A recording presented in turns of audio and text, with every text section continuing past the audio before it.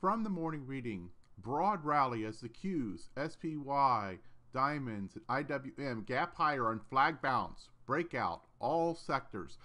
93% of SPX stocks rise. All 9 sectors moved higher on Monday. XLE, XLY, and XLB were the strongest sectors, while XLP was the weakest sector.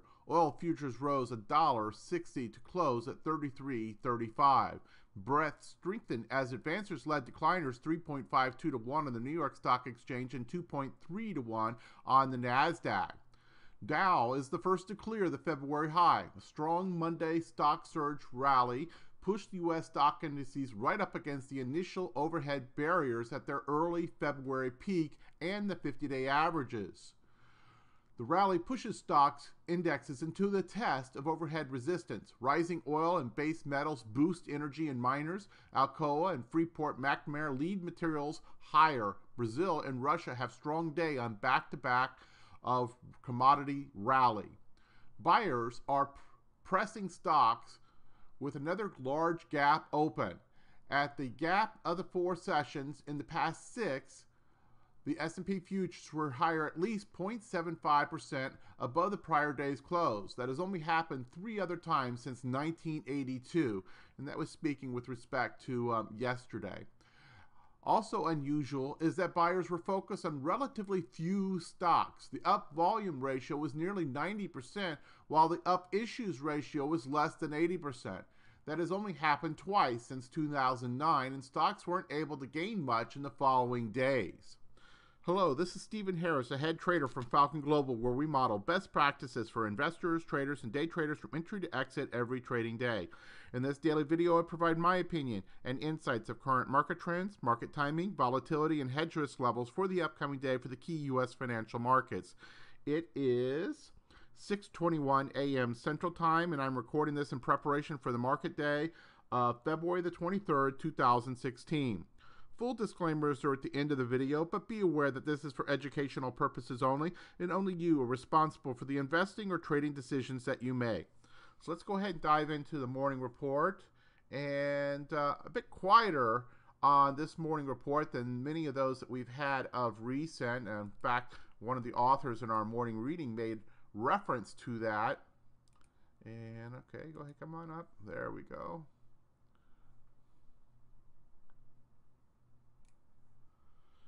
Sorry about the delay there. I had a little snafu with our reports readers. Anyhow, here's the morning report. Pretty much essentially flat, just a little bit of weakness on the 4 U.S. broad market indices. The S&P futures are down just over 3 points, or a little over 0.17. Russell futures are down about 1/4%.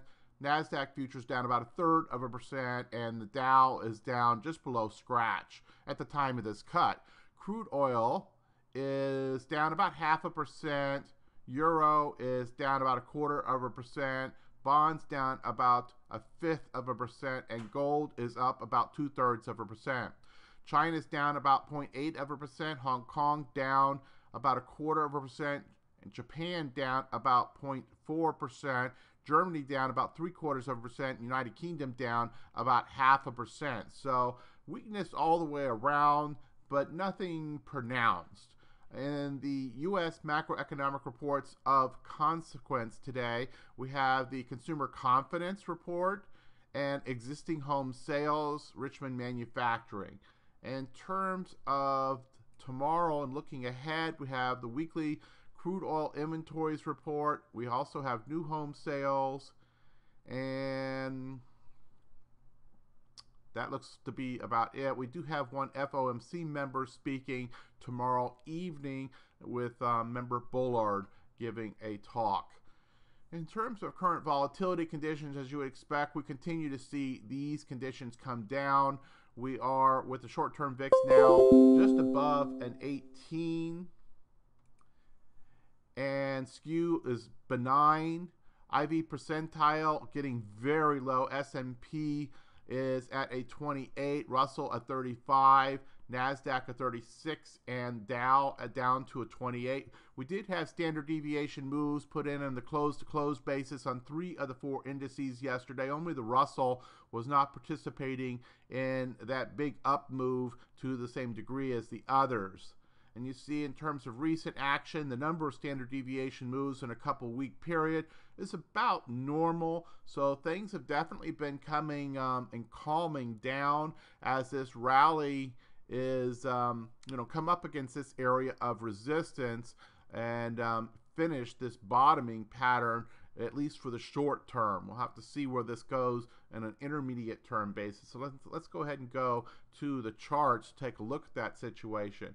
So here's the SPX, and we'll go ahead and go to that since our overnight activity was more benign. But you see we had a very important close yesterday. It was right practically to the tick to this area of the former double top. So we now have a triple top. And as a triple top, this is a very significant area of resistance.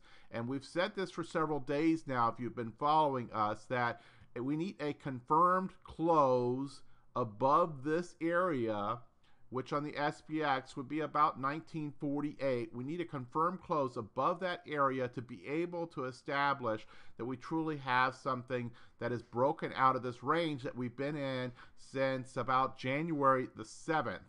And that range going from about, we'll call it 1950 for easy numbers, down to 1800 area. So it's about 150 points. So this is not an insignificant size range, but yet you can see we've got double bottom and triple top. That is pretty much the definition of a range-bound market. Now, what's interesting, of course, is that we're at the very, very limit of the upper end of this range, and we're, looking at the potential to break out of this range and continue this pattern. Of course, we had the 3 white soldiers, very, very uncommon pattern coming off of a 52-week low, and the not just the white soldiers, but the percent gains that were achieved on each one of those. Those are very, very big days. A bull flag pattern, and then smashing up against resistance and closing right there at that point yesterday. So very, very strong short-term pattern, but on the intermediate term, we still don't know if we've got something that's going to create a higher high. We have not created a higher high at this point, and this high right here is not a higher high. That is below this one here. So right now we have equal highs and equal lows. So in the intermediate term, let's not make more of this than we have as of yet. In terms of the Dow did clear, and you heard one of the morning authors from the morning reading reference this. We got a confirmed close above these swing highs, above this area plus this area.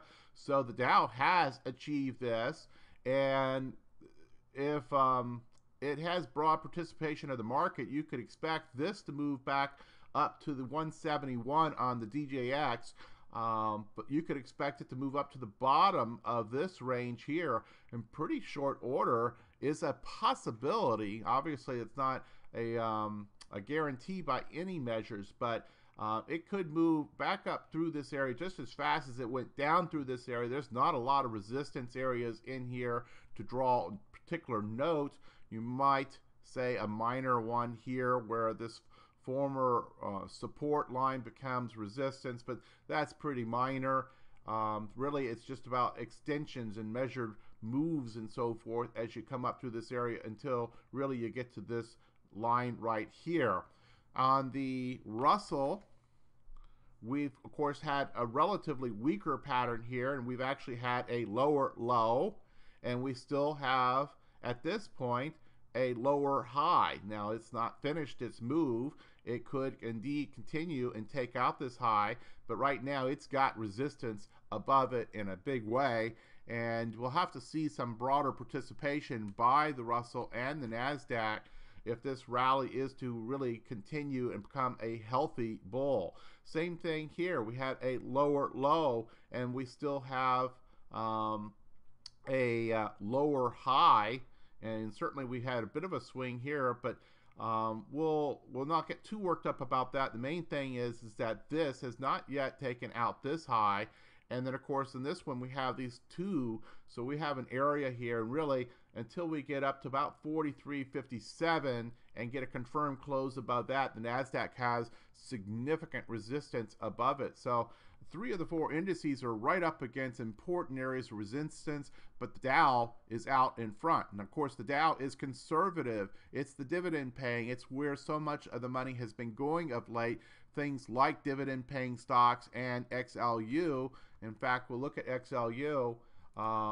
This one has been super strong through all the recent weakness, though it seems to be fighting a bit of a ceiling as of late. So while money has been rotating into a broader part of the market as this short-term improvement pattern has come in, the XLU has kind of held on. It's, this is the highest close in all this move, but again, up against its resistance area, and it is yet to break through. Now, if the market should start to retrace, you probably would see this XLU take off, the ETF for the utilities, of course. Now, VIX futures, we see continuing to drop, and it's down now around a 21 on the futures, and so we're going to need to continue to watch that. It's still in that bear territory. We like to see that below 18 to be kind of more of a healthy bull zone for volatility. And it's not there yet, but certainly you have to respect the fact that we've come from nearly 30 down to the 21 handle in just a few days. And then last one we'll look at is bonds. And bonds, much like the utilities, have been kind of just chattering of late, obviously pulled back off the highs, and bit of a parabolic move there. So frankly, that it consolidates with only this much retracement is a pretty strong hold for the bonds, I would suggest at this point. Now, we really are going to have to wait and see what happens with these intermarket relationships as the broad market deals with this resistance zone. If the broad markets pull back from those areas of resistance, we'll likely see the bonds take back off, and also probably gold and utilities take off. If the broad market powers through that area of resistance, we'll see some of these safe haven status areas of the market start to probably pull back. Let's go ahead and go to the daily report. Not a tremendous amount of change since yesterday. We are right on the precipice of a number of changes, though. We still are intermediate term phase opinion phase 2. This is that trend reversal. Foot in the water is your description. You should be gaining additional exposure slowly but surely as the market establishes a stronger and stronger foothold. At the same time, it is not a place to just go piling in a whole bunch of positions right as you're up against significant areas of resistance in the broad market. You'd like to see the institutions take the lead, not you. In terms of portfolio investor posture, you have from IBD the confirmed uptrend, though breadth, is still pretty weak. The accumulation distribution score on the S&P is a really poor D-, NASDAQ and E. GMI index still sitting at a 2 out of 6 on a sell signal, and that's been in place since 1210. The decision point stock chart still, we're sitting here with short-term signals against a long-term bear market kind of signal. So this is expected to be a bounce, and until it starts to roll up through the intermediate term, and you see we're still very neutral to even negative on the intermediate term. Until we start to roll this up, you have to be quite suspect of this. Now, as we look at the charts, we know it's made quite a move, and we've healed a lot of the technical damage that was in place, but at the same time, we've not yet established that intermediate term, so don't get ahead of what the market is actually telling you. So when you take all this together, we have a market in transition. We have a range-bound market with not much of a bias one way or another. You could make an argument that since we're at the top of the range, that a little bit of a bias to the bulls, and yet at the same time, there's an awful lot of damage that was made in that big move down in both August and in December, January, to be able to heal, these upper time frames. In terms of position sizing opinions, no changes from yesterday, 100% and the 50 to 75% on the two different systems. Intermediate term market posture continues to be improving. We're strongly bullish now with readings up over 50 on 2 of the 4 indices. Also of note is the sentiment line, and this is a very, very long-term kind of a line here. It's not terribly sensitive. Well, it has finally started to curl back up and has gone into a weak bullish status. So there's some improvement there. Can't make too much of the strength of it yet, but certainly you'd rather see this thing as bullish than bearish. In terms of the hedge warning status, we're still retaining that level 1+. And frankly, if we get a break and confirm close above this area of resistance on the S&P, we will drop this down to a level 1. So not quite there yet. We're probably, just barely a 1+ at this point. In terms of specific metrics, you can see almost everything has come off. VIX futures is still elevated. Our current week out expected move is still somewhat elevated. And we take this to warning status at over 40, and right now it's at a 50. And, in terms of signs for the bulls, obviously we got the strongly bullish status on the market posture now. New York Stock Exchange, new highs, new lows, 518 new highs yesterday against only 21 new lows. In fact, one of the statistics that was shared by the one of the authors in the morning reading also referred to that up volume and so forth. Key intermarket risk aversion indicators all are on risk on status. And fear and greed index, very, very neutral, which compared to where we were a month ago, a week ago, and is significantly better. In terms of specific opinions, our option income strategy still retains something of a red signal, as it were. The VIX is still outside the acceptable window to initiate new positions for novice traders, with that VIX being up over 18, and yet at the same time, obviously aggressive traders will welcome the additional premium that's available with these higher volatility levels. They are already prepared with their capital availability as well as their skill set to take those larger than normal delta and vega moves. So just kind of keep that in mind. We certainly have been doing option income strategies in recent weeks, and yet at the same time our position sizing has been pretty much greatly reduced on some of the strategies. So it's one of those things where you have to measure what's appropriate to your style of trading, but take note, though, that the VIX is still above an 18. In terms of cover call strategies and put selling, we've still maintained quite a bit of defensiveness, but the conditions are now acceptable to initiate new positions for novice traders for both cover calls and for put selling. You might want to still use, at the money or in the money strikes, unless you have something that's a particularly strong chart, and especially if it's in relative strength to the broad market. You also might want to make sure that you're in the right sectors, the right industry groups. Be very, very selective as to which ones you're going into. Use a ratio of high beta to low beta, very strongly centered on the lower beta positions. And of course, you might even scale into the position. You might even scale into it using out of the money puts as well.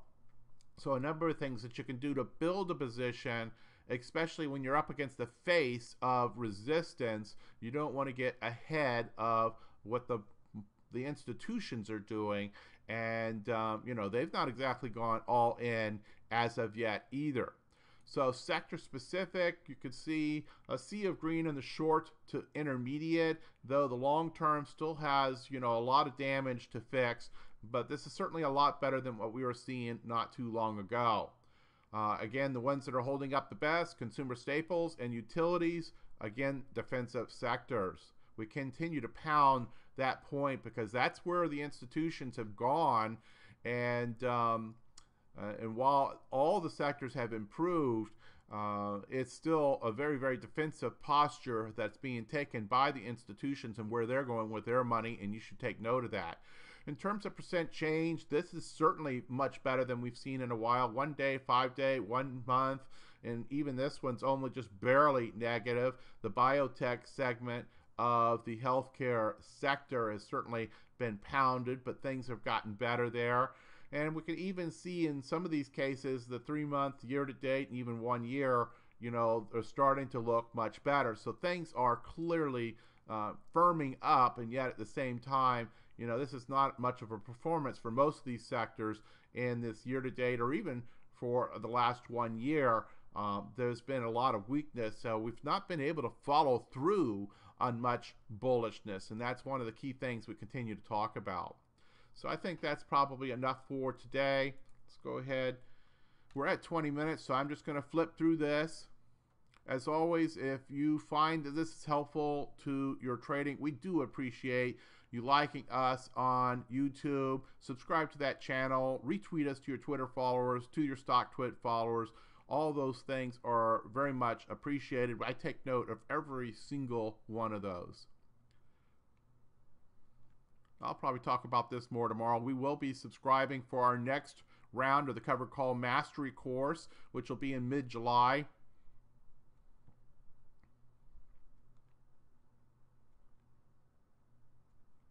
Disclaimers, as always, hit the pause button if you need more time to review the disclaimers. I'm not your broker, CTA, or registered advisor. I have no fiduciary responsibility. You only know your situation. Full disclosures can be found at the hyperlink down here at the bottom of the slide. We'll see you back here tomorrow morning when we have our Falcon Global Market Preview. Good trading.